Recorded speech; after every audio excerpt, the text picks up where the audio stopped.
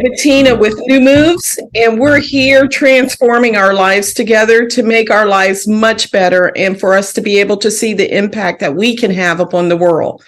I want to thank you for joining us on River City Radio, which is rejoice904.com, 904.com. I also want to tell you that NUMOVZ is spelled NUMOVZ. You can visit us on the web.com. You can subscribe, follow, or like us on Twitter, Facebook, YouTube, and Instagram. And we look forward to hearing from you each and every week.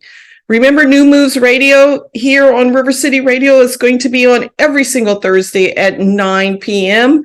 And we look forward to spending time with you each and every week. So now we're going to get started with what we were discussing on last week and trying to finalize how we were going to have life balance. Life balance, if you recall when we discussed it last week, starts with change and making a decision to make that change. And there were several steps that we went over last week. The first of those steps that we went over would be self-love. And we discussed that self-love consists of being able to love yourself in the fact that you're respecting your decisions, you are taking yourself into consideration, and that in the midst of doing all of that, mentally, physically, spiritually, and financially, you're growing. Now, in the future, in the series to come, we will probably break them all four down: your financial, your mental, your physical, and your spiritual. But today we're just going to talk about how do we start to get some self-balance, and we're going to just recap a few things that we discussed last week. Remember, in our first level or first step is, of course, the self-love. And we decided that self-love starts when we actually do for ourselves the things that we have taught people to expect from us. So we've taught people that we love them by our behavior and what we do for them. Self-love means that same expectation that you've given others to expect from you, as you're going to treat them better, you're going to put them first, you're going to give your last to them. Now we're going to do it for ourselves. And what does that do for us? That empowers us to have more strength, and it gives our cup an overflow. I truly believe that it's hard to help other people when you're empty. And a lot of us is walking around with negative deposits into our own bank. When we take money to the bank, we expect to be able to withdraw that money at a later time. And because it's tangible, we see that we have X amount of dollars in the bank and we can withdraw X amount of dollars. Because how we treat other people is something that's intangible, what tends to happen is we tend to treat those people really well. And when it comes time for us to do some self-treatment, we have not deposited into our own bank account. And so we have nothing to withdraw out of it. We're either negative in sleep, we're negative in our health, we're negative financially, and a lot of times we're negative mentally because we've given so much of ourselves that we don't have anything of ourselves to fall back upon. So our first step was we're going to practice self-love. And by practicing self-love, we're going to start to put ourselves first. We're going to think about, is this something that is important to me? Do I want to do this? Is this going to improve my life? So the first step towards our self-love was being able to have a ritual. And I mentioned last week that a ritual was another name for a habit. And a lot of times we have a habit that we're teaching ourselves to continue to run and do whatever somebody else needs us to do. But when we start to set boundaries on our lives, then our habits or what we're teaching ourselves. And I'm not saying that you need to be narcissistic in what you're teaching yourself, but what we're teaching ourselves is we're just as important as the other people that we bend over backwards for. So the nice thing about that is when we start to set some habits and some boundaries, by changing our habits and our descriptions of what we do for others, we become better and self-motivated because we have more to give. If I am constantly waking up at, example, 11 o'clock in the evening time, at nighttime, to go pick somebody up from work because they don't have transportation and they don't have a way home, and it's interfering with my sleep and my rest time, even though I'm becoming resentful. So now it's no longer being done out of the right spirit of gratitude or the right spirit of joy. I'm doing it because I feel obligated to do it. When you're not doing it out of gratitude or the spirit of joy, then you're doing it, and now you're making yourself have something to complain about. So yes, you need your rest. And if you're in self-love, you're going to be able to say to the person, maybe I can't pick you up every evening, but I can give you money for the subway, or I can give you money for the bus, or I can give you money for the taxi, or I can give you money for the Uber, so that you're able to be transported back and forth. Sometimes we put our own obstacles on our own selves because of step 2. We do not know how to say no to anybody.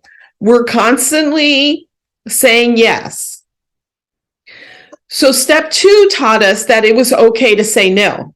Did you practice saying no last week? Did you say no out loud? Say no out loud right now. So no. And remember that we do not have to give a justification for why we're saying no. You don't have to say no, but no, I can't because of. You can just say, I'm unable to, or the answer is no. Do you have $500 to lend me? No, I don't. Now, I'm one that believes that no is sufficient, because I had to teach myself that no was sufficient because I was the yes person. I felt like it made people like me more. It made people want to be around me. It made people love me. I always felt like I needed to buy a person's love. So let me just tell you that it does not work that way. You cannot buy a person's love by saying yes. But you can earn a person's respect by saying no. And a lot of times the respect goes much, much further than the artificial love that you think you're receiving from that person. Because when the times get hard, or when you have to say no to that person, and they're used to you saying yes, and you have to say no, you're going to find that there is not just a line between the two of you, but there's going to be a valley between the two of you, because you're not at the point when you say no, you're going to be disposable to that person, whether it's in marriage, whether it's in friendship, whether it's in your relationship with your family members.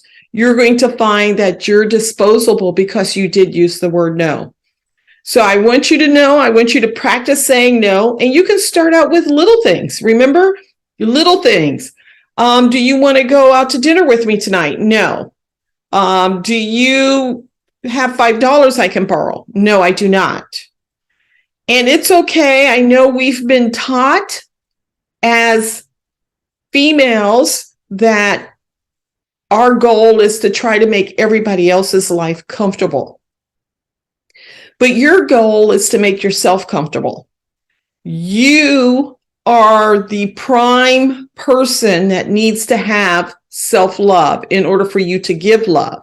Because if you recall from last week, we discussed that a person that doesn't have self-love cannot love someone else.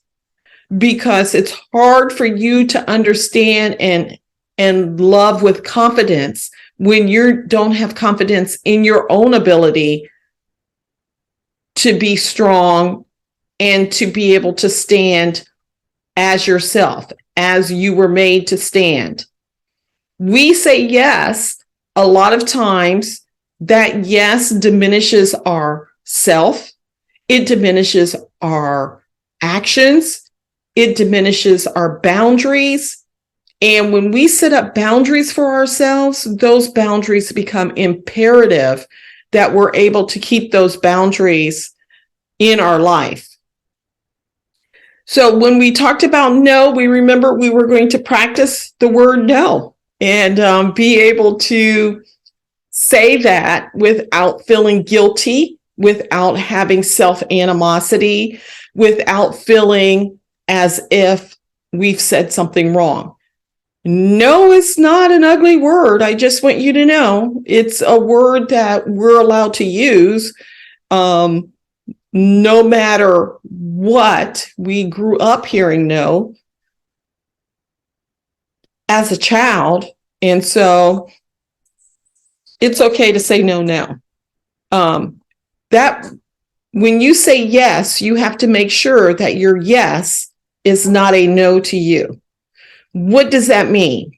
If I say yes to you, am I saying no to myself because I want to have rest? If I say yes to you, am I saying no to myself for my medicine? If I say yes to you, am I saying no to my wallet because now I have to buy more gas?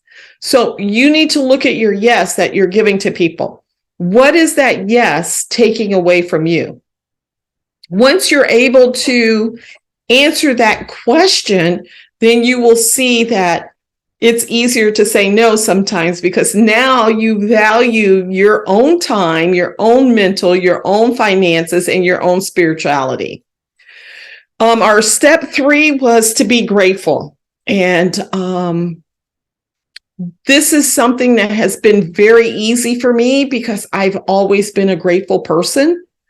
I've always never taken for chance what a person did or what a person said. It's always been impactful in my life. I mentioned this last week, I'm grateful for the trees. When I go outside and see the beautiful trees with the leaves, this time of the year is the best time of the year for me because I get to see all the buds and all the flowers blooming, and it makes my soul joyful. Start to be grateful for your job and for your family members and for your friends, for the vehicle you're driving, no matter what condition it is in, for the clothing that you're wearing, no matter if it is designer or if it's not designer. Be grateful, because when you start to be grateful for the things that you have, you will see that your life will flourish. And on last week, what we brought up was a saying that Oprah Winfrey had that impacted me about 5 years ago, or 6 now, where she said that, people that always complain about what they don't have will always not have. But people that focus on in gratefulness, they will always get more and more, because the gratefulness, it means your heart is open to receiving. So gratefulness was you needed to take time for all the people in your life, all the things that's going on in your life. And remember that sometimes the struggles that we're having are not negative struggles. Those struggles could be here to teach us something. And I've went through some struggles, and I'm preaching to my own self at this point, because some of my struggles that I've occurred in my life, some of them I just made a decision that I was going to be the victor and not the victim. And so sometimes when we're looking at our life and we're ungrateful for the things that we're going through, we have to change our mindset. I'm grateful that this has occurred, even though it was painful to me, because now I'm the victor and I've overcome an obstacle, instead of I'm the victim and woe is me. I work very hard to make sure I don't go into the woe is me category. And I think if you make that one of your lessons to yourself, that you're not going to be a woe is me, you're going to see that gratefulness comes to you much easier. Our step 4 that we discussed was to make sure that you eat correctly. So eating correctly, remember our body is our temple, and what we put in our temple determines how our building stays stable. I'm an eater. I told you this last week. I love food. I love going out to eat. I love cooking. I love doing a lot of the stuff. So in your case, if you are an eater, one of the things that we're going to be working on later is physical. Our self-love is physical. So, excuse me, with our physical thing, the eating becomes those things. And what we put into our body actually helps our mentality. It helps us physically, and it helps us financially, because we stop buying all the junk that we don't really need, and we start focusing and making a habit of, remember our ritual word, we're making now a habit of the foods that goes into our mouth. We're going to be mindful of why we are eating it and why we're putting it into our mouths, and what benefit does this food have for us to eat it. Example. So baseball season is going to be starting, and I'm a person that loves to go to the baseball game, and I love the certain sandwiches that they have there. If I'm watching my habit, I would probably go there and eat a couple of whatever it is that I like, and some popcorn and some ice cream. But is that actually good for my temple? No, it is not. So if we change our mindset, and our mindset is telling us that our body is a temple, we're going to be more careful of what goes in the temple. We're not going to continue to eat after our body says we're full. We're not going to continue to follow after the people that we're around just because they seem to be eating, and it's like, oh, I should eat a little bit more. We don't have to do that. So remember from last week, one of your things was here that you were going to eat correct. You was going to practice that for a week of eating correct. Some of you have not responded to how your correct eating was. So we need to hear that you're actually eating correct now, and that your definition of eating correct was to be different. It would be different than what my correctness was. You're going to set up your own correctness. None of this is set up based upon what I think or what I say. All of this is set up on the fact that you're going to pick your route and you're going to march on your own drummer beat. The nice thing about marching to your own drummer beat is that you're going to be self-pleasing to yourself, self-motivating yourself. Now, we're all in this together, and I expect you to subscribe, follow, and like us on Twitter, Facebook, YouTube, and Instagram, so that you can send emails, texts, likes, dislikes to things that we say, and that together we can impact your change upon the world. But we have to do it when you're in the position of self-love and you're working towards the elimination of thoughts and behaviors that have been negative for you. So now we're going to go into what I think is important that we didn't get to last week, which was behaving daily. And this, some of you are going to be like, oh my gosh, what? That our number 5 is today. Be mindful of the day that you're in. Be mindful of the hour that you're in. I know this is thought-provoking because we tend to sometimes go through the day and not even know what we've driven to. I mean, I used to do that. I used to could get in my car and drive and then get to where I'm at and never even have paid attention to where I went. So this is going to be a thought-provoking for you, in that you're going to actually think about this. So one of the singers that I like, Tim McGraw, has a song out that says, "Live like you are dying." So when you listen to the song, it makes you think about the fact that in life, we miss each and every day and each and every moment and each and every activity because we're always thinking about what we're going to do next. With that thinking of today, we're going to do things deliberate. So if I'm driving in the car, I'm deliberately driving in the car, and I'm going to be mindful of how I'm driving, where I'm going, what I saw on the way of the drive. I'm going to be deliberate when I'm on the phone with a person of paying attention to that person and listening to the conversation instead of looking at them, listening to them, and doing 4 or 5 other things at the same time. I know dementia is a medical treatment, but I believe a lot of the absent-mindedness that we have is because we don't take the time to pay attention to the moment we're in. We're not grateful for the people that's sitting across the dinner table from us. We don't know how to say no to those people. We don't already have self-love for ourselves, and we haven't set up any habits for ourselves so that when we come to the day and we're sitting down and eating dinner, we can't even focus on the dinner because we're thinking about what clothes we need to get out for tomorrow, what we're going to do at work, who we got to talk to at work, about our traffic drive that we've already made terrible in our minds because we're not paying attention to the moment we're in.